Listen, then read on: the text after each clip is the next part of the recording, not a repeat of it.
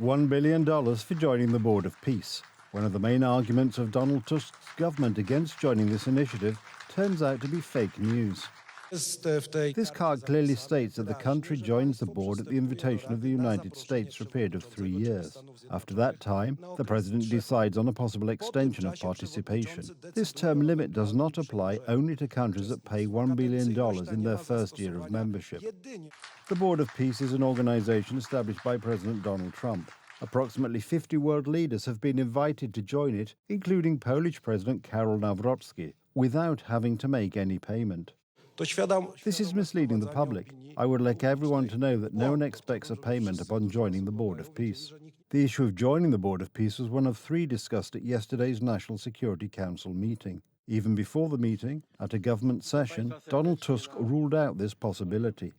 In the current circumstances, when it comes to the principles, status of this council, its immediate goals, mainly related to the reconstruction of Gaza, certain doubts, I would say systemic, when it comes to the shape of the board, I would say that in these circumstances Poland will not join the Board of Peace.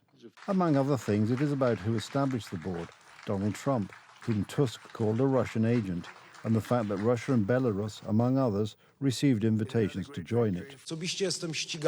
Personally, I am being persecuted by Putin and the Russian Federation, so I am in no hurry to sit down with the criminal Putin and the representative of Lukashenko's regime. But if it is in Poland's interest, I am ready to do so. It is convenient for Tusk to strike an anti-Russian note in the United States, and he is taking advantage of this. But we remember that just a few years ago, he tried to strengthen cooperation with Russia, and even suggested that he might sell state-owned companies to them.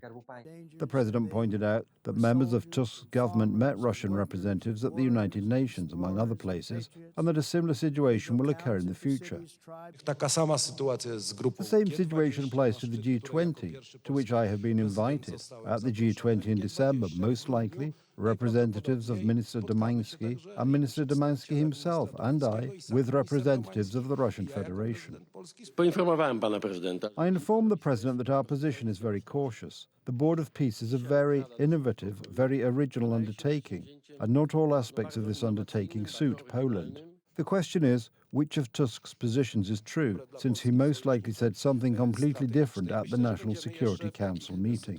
The Prime Minister's statement before the government meeting, before the National Security Council meeting, is one thing, and the discussion at the National Security Council, which took place in secret, is another. The problem is that there is still no formal position on this matter, and the first meeting of the Board of Peace is already scheduled for February the 19th. In order to begin the process of joining this organization, a resolution of the Council of Ministers is required. There is no such resolution. It has not even been initiated by the Ministry of Foreign Affairs. Therefore, there is no government position.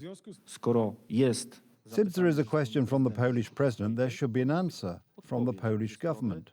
Today, there is no formal official position of the government supported by professional analysis. According to the head of the International Policy Office, this approach to the matter may have repercussions. As I understand it, Prime Minister Donald Tusk, by taking such a categorical stance on this issue, is taking full responsibility for the potential repercussions of this decision, for potential decisions affecting Polish security, the economic situation, and cooperation in the field of energy. Romania has learned that American decisions have a real impact on the sense of security of countries. American troops have been withdrawn from Romania, and I know that as a result of this decision, the Romanian side is very seriously considering intensifying its cooperation with the Americans. And when the Prime Minister speaks about the President of the United States in this way, Trump's dependence on the Russian services is no longer a matter of debate. This is not my assumption. This is the result of an investigation by the American services. The American services do not rule out the possibility that Trump was recruited by the Russian services 30 years ago. For the President, the situation is completely clear. Participation in such initiatives cannot be judged through the prism of sympathy or antipathy towards various leaders, nor through current political calculations. The raison d'etre is simply not guided by emotion.